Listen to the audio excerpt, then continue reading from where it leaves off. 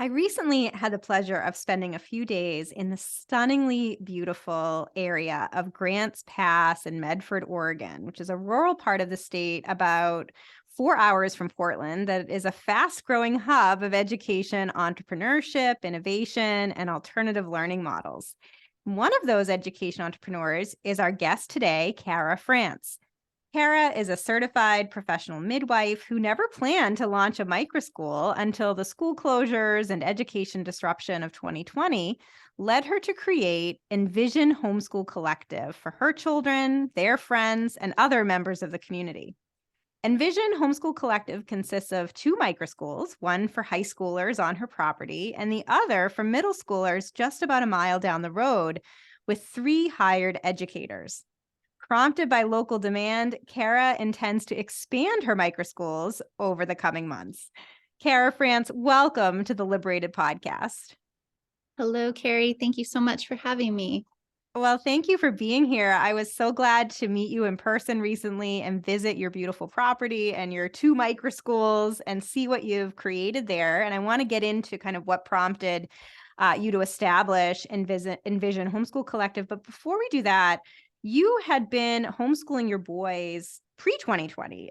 You had chosen a non-traditional education path for them, and there is quite a large population of homeschoolers in kind of this Grants Pass, Greater Medford area of Oregon. So what was it that attracted you to homeschooling well before it became sort of the trendy thing over the past few years? Right. Well, in my studies of the history of medicine, I also studied the history of industrialized education, and definitely felt in my own path as a child and through college and so forth that there was a lot of fluff in the institutionalized model, and always kind of wanted something a little bit better for my kids.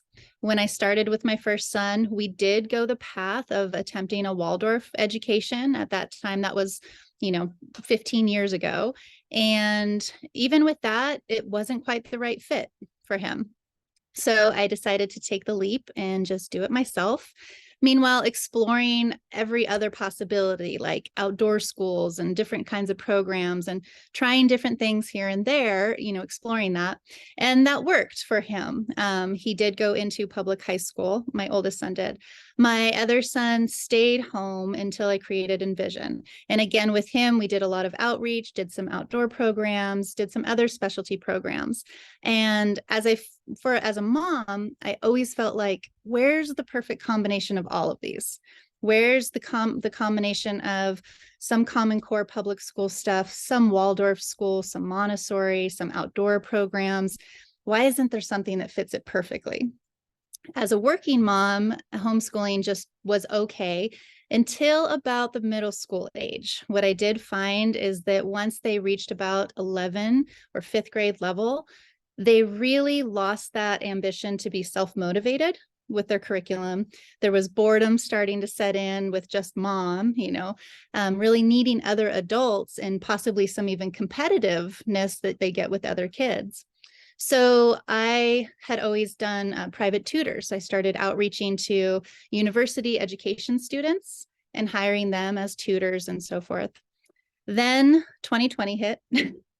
And my partner children, 2 of my partner children had gone to Waldorf school, a private school here in the Valley up until then also. So when the 2020 crash hit, and then I had a lot of outreach from friends of mine that had their kids in these various different schools, wondering what to do, what can we all do together? All of us are working parents. The ability to be home full time and educate our children is extremely challenging these days with the financial life. So I said, well, I have these names and numbers of some great student educators that are going to be tutoring. Why don't we just pull together and all pitch in and hire them for a full-time group? And so with that, I had a few of the student teachers. They were on board. We planned on starting for August of 2020. Through that summer and working with one of those educators, I realized, you know what, as a parent, I have a lot of ideas, a lot of things I would have liked to have seen. And I guess if I'm going to really do this, might as well do it all the way, because that's kind of how I am. So hence the start of Envision. So developed a name for it and moved forward to really try to build something that was going to last past the pandemic. Really wanted to create something that could be a permanent alternative for families, just another option, because parents should have options. Kids are very diverse and they need diverse options. And so through the process over these years, just coming up with my core teachers and really wanting to create something that could actually be passed along to other independent communities around the nation for their own startups. Just amazing that you had that foresight in the fall of 2020, that you wanted this to be something that would exist even after the school closures ended and the pandemic subsided. And I want to get into kind of what that first year looked like. But before we do that, I'd love to hear what your thoughts are on what I thought was just such a special characteristic of this kind of Grants Pass, Greater Medford, Oregon area, where there are a lot of Waldorf schools and there are a lot of homeschoolers, and there tends to be this sort of openness to alternative education models already. I guess sort of two-pronged question. Why do you think that is? Why is there sort of this culture of alternative education? And then this kind of second piece, why was that not enough for you? What did you see about sort of the tailored homeschool microschool model as being even better than that? Right. I'll answer those in reverse, because the first thing that pops to my mind is why the need for what specifically we're doing. And what I found is all options kind of stop at that fifth grade level for homeschool activities and even curriculum, really. And so as much as we have a greater network of homeschooling in the Rogue Valley, there's nothing really being offered for middle school and high school. And so those kids tend to have to suddenly jump into either public schools, or they remain on just a computer-based curriculum by themselves and not developing a good social network. And so for me, since my kids happen to be in that age, I realized that this was a big need. I had realized it prior to the pandemic with my boys already. And so I really wanted to create something that targeted those ages and created opportunities for them.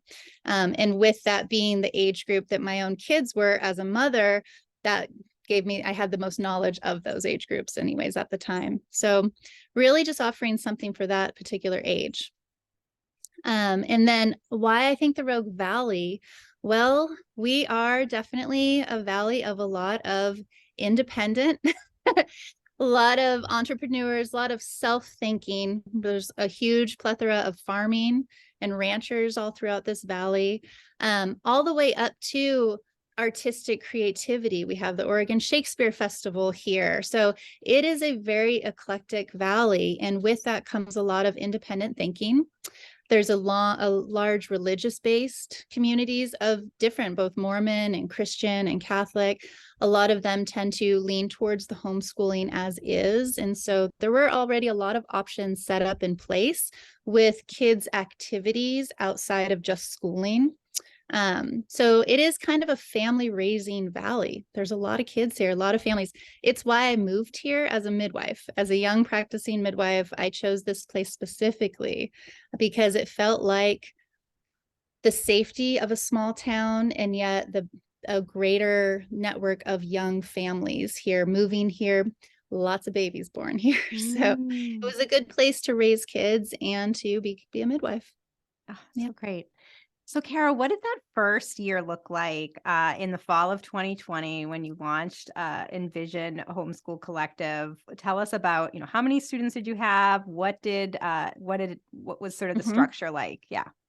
So that first year we started with 15 students. And at that point, it was a fourth, fifth, sixth, kind of in those age ranges. We had 3 educators that were all had been education students, master students at Southern Oregon University. And in that time, we started on private property, friends' property in the valley. That first year was really interesting. A side note, my head teacher, Amy Schlotterbeck, which you got to meet when you were here, she had been hired to teach a whole different microgroup that was separate from us at that time. We didn't know about each other yet. Our first day of schools, which we started on the same day that the public school scheduled was, it was September 9th, 2020. And 1 hour into program, our whole valley went up in flames. A mass fire spread through the valley. It was dry, it was hot, it was windy. There were, I don't need to get into how that started, but there was a lot of confusion and chaos. And amongst that, our kids being stuck in one place, finally, after all the fear and stress of the summer's pandemic, and parents already being confused and scared, and kids already being isolated from all their friends, because everything in Oregon went into complete lockdown that summer. And so then we have these raging fires in broad daylight, 9:30 a.m. So we went to go, my husband and I had to drive through back properties because the roads were all closed off from the fire departments, and get all of our kids out from this, from our property, and meet up in a safe place. So it was really this wild search and rescue mission. It was very intense and stressful. The valley was covered in smoke and flames, and we pulled all these kids together. We went up there. That whole time, the teachers had been texting photographs of the kids doing art to the parents, reassuring the parents that they were keeping them safe and keeping them entertained. The kids were having a great time, actually, and they were being well protected from all of this. Meanwhile, we reconvened as parents and students all on, one family's property that we could get to safely. And it just instantly, I sent out the email the next day saying, do you want to restart in a couple of days? And we can be at my house where we had air filters and so forth going. And everybody said, absolutely. We really came together as a strong group and survived this thing. And so that really started the strength, I think, of Envision, and how motivated we became that, like, this is so important. All of the other students in the valley, and in the state, really were stuck on internet and computer schooling at that point. Our schools were completely shut down. Everything went to the internet. Our kids rallied together and survived this thing and really felt alive and united in it. And so I feel like we really started just like a rising phoenix, it so came to life. And meanwhile, Amy's group went through the same thing, because all of us had started at the same time. In fact, her and her husband's home burned down in the chaos, and yet all of us protected our children. So over the course of time, we ended up with a couple extra. I think we grew to 17 at that point. And then I started realizing there's all these other groups going on. I realized through some of my son's friends were over at this other group. And so by that winter, I set up a meeting for us to all get together and talk about let's possibly merge. Let's just merge together. And so I started thinking that fall, like, there's all these other little groups. We need to unite and create something bigger, because they are adolescents and teens. They need a bigger social network. So why not come together? And so by that spring, we launched a big meeting and a big open house, and Amy and I announced together that we're going to merge and become a greater Envision for Kids community. Just amazing. I had a chance to talk to Amy when I visited Envision as well. And she talked about the devastating fire and losing her home, but also a similar experience to you of finding that was really what solidified her connection to you all, to the microschool, to this whole vision, just the outpouring of love and support from these families and these students just really struck her and made her even more committed to the vision of what you were creating. So again, sort of from that hardship comes community and connection in a really strong way. And so then what happened? You merged the microschools. Then what happened over the subsequent couple of years? You ended up moving properties and kind of evolving your vision. So tell us about what that looked like. Right. We had always, my residence was slightly out of town. And so always finding parent-based residents that could support these groups and hold them closer into the town area. We weren't, during our pandemic time, the 2020 and 2021, Oregon was extremely locked down. And it was actually deemed that, the restrictions were very, very suffocating. We weren't even supposed to gather if there were more than 6 people together. And so we really felt as a collective, and all communication was always open with the parents, everything was decided with them, that we had to keep ourselves secret. And so, there wasn't advertising, there wasn't socializing in the community at that time because our whole state was on lockdown like that.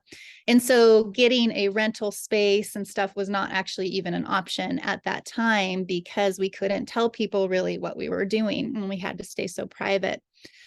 Which in a way also was just keeping our kids safe, from everything. Trying to give them an opportunity to have a normal experience when everything, the energy around our community, like trying to go to the grocery store, anything, it was so terrifying and so terrifying to the kids, seeing everybody in masks. So we really wanted to give them a normal experience. But yes, being on private properties, things happen, and you can't always stay. And so we grew to the size of, the different individual groups because we had so many kids at a certain point and had to kind of be in various areas that could support that size group. So at a certain point in 2021, I realized, okay, I have to buy a property. Like there has to be a solid property. It's going to have to be a private property. But there needs to be a permanent foundation physically for Envision, or else it will start to fall apart. The end of 2021, moving into 2022, it became clear that schools were going to they opened and then masks were going to be let down. And so a lot of students were going to be going back to the mainstream schooling that felt that that was okay, for them. And I knew that Envision needed a permanent base camp. So my partner and I took the leap and bought a property. We had to look for very specific zoning for our property in order to be able to create what we wanted to create and yet still keep it off of the radar as a registered school. I didn't want to go that route. I wanted it to stay independent and free of any state mandates or regulations. So we call ourselves a collective, but I love the word microschool. That's a beautiful word. And, now at this point, a lot of people in Oregon are standing up and fighting for legal rights. Right now, we have some House bill amendments on the plate. We're trying to get petitions signed to allow state tax dollars that are going towards education to also be able to hand it to homeschooling parents that want to choose a different form of education for their kids and are paying tax dollars. They deserve that money back so that they can pay for these kind of independent programs that are available. So I do think that we'll see a big surge because there's definitely a need for this kind of option. Yeah, and the property that you have now is really just beautiful. You have this entire separate space from your home that's for the high school program, lots of windows and natural light and all kinds of wonderful projects that the students are working on with your hired educators.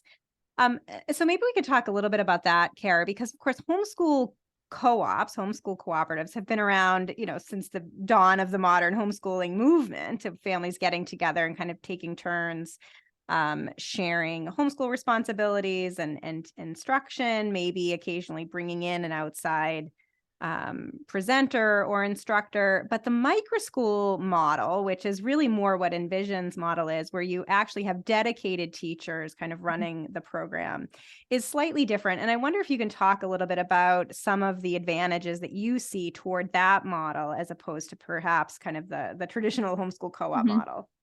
Yes, thank you. It is. The vision was always, one, we're not unschooling. We do believe in educating our children. Two, I do believe in the need of outside adult influence and input, especially in these older age groups. So I think younger children have an easier time being with parents because it is a little bit more play and should be.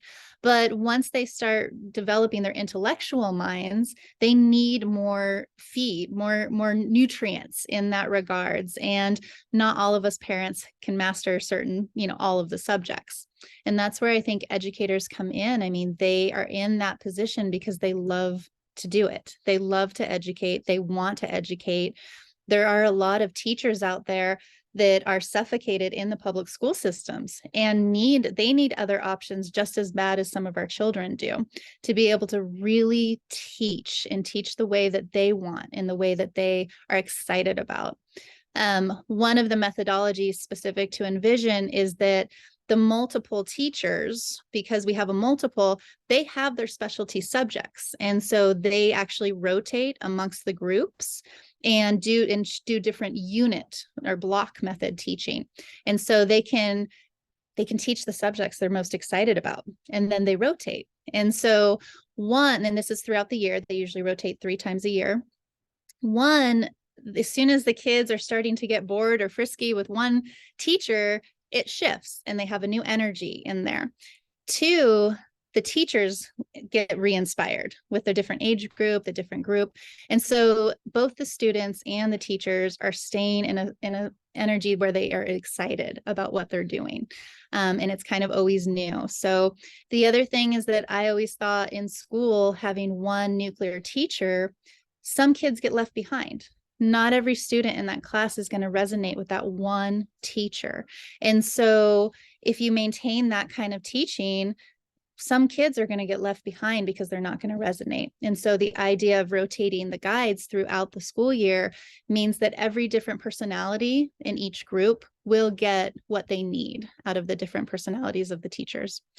So it's specific for these age groups. I think once you start to get to age 10 and up, they just need different people other than the parents. It's just like at home, they really want a mother and a father or a 2-parent system.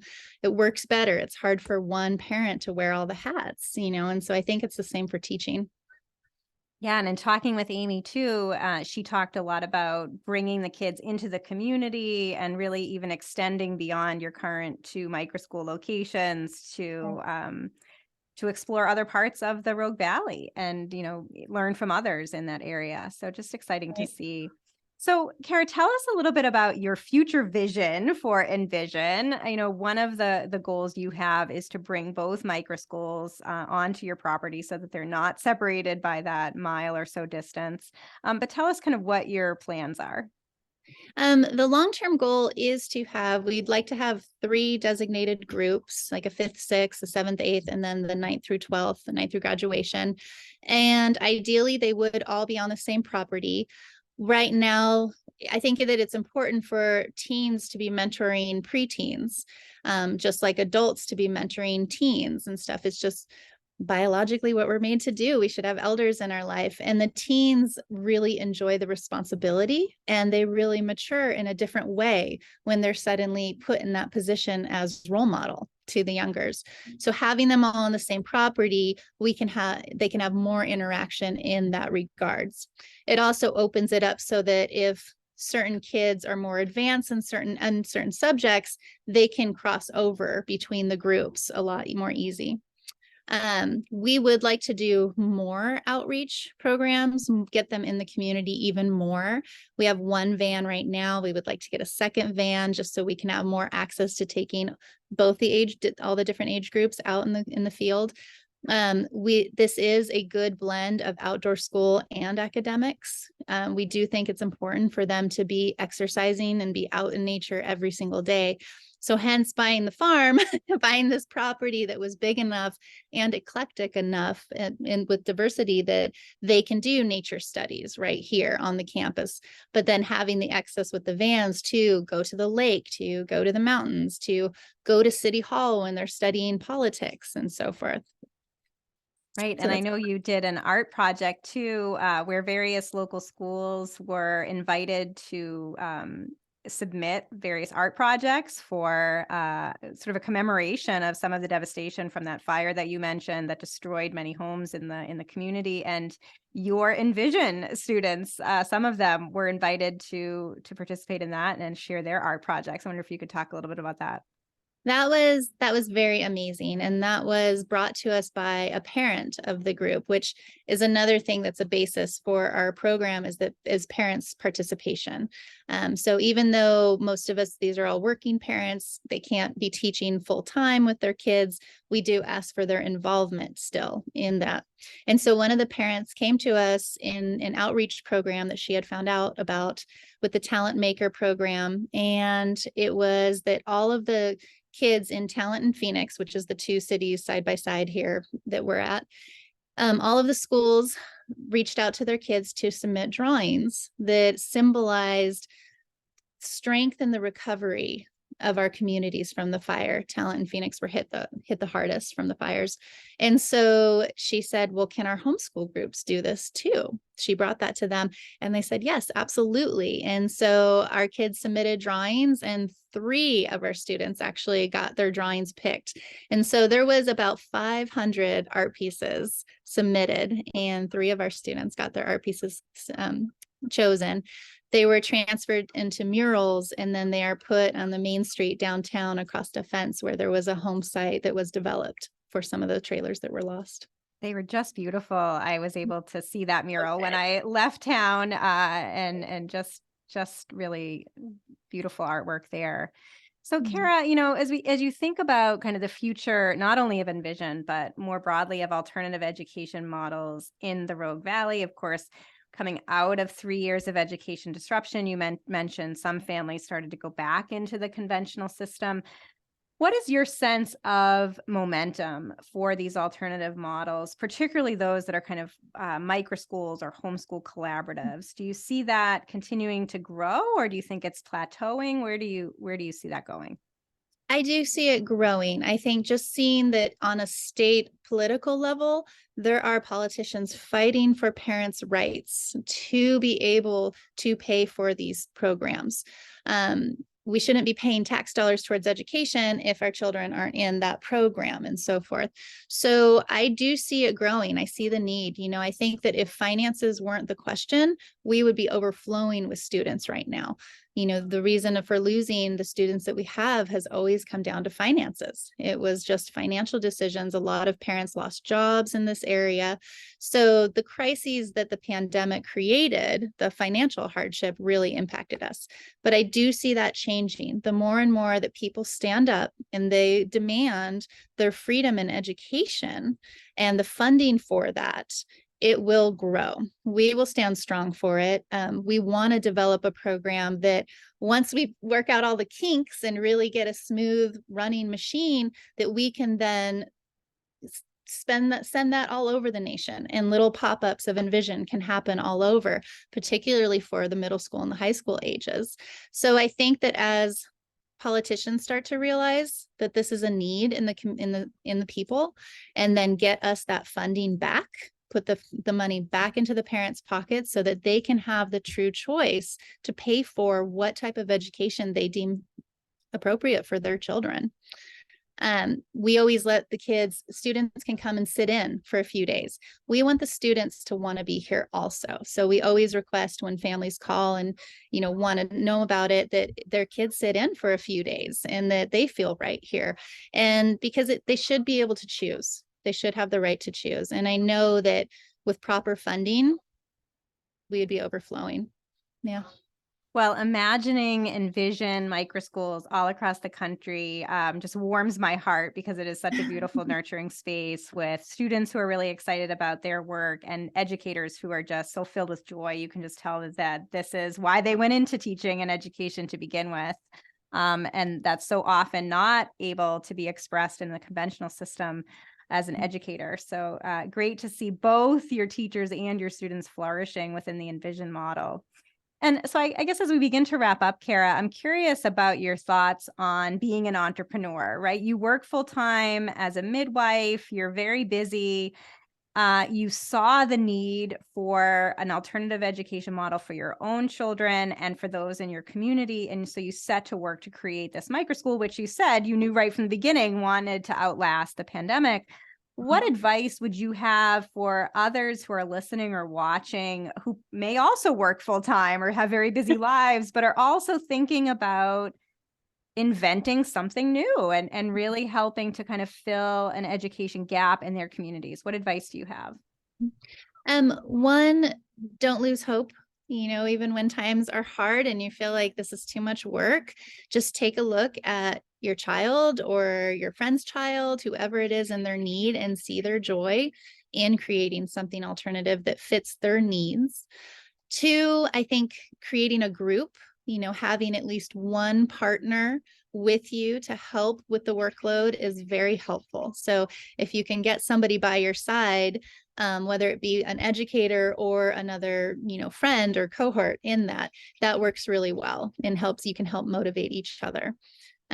Two, I think, on a legitimate level, researching what your state laws are, what the fine print descriptions are of schools, of locations, really looking into it on that level to really kind of determine what it is you want to create and how you want to label it and describe it, what kind of marketing you want to do for it.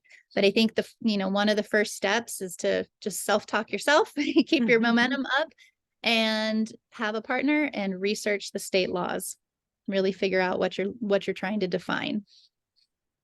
Great advice. So, Cara, if listeners and viewers want to connect with you or learn more about Envision Homeschool Collective, what is the best way for them to do that? They can go to our website, which will link a contact to our email.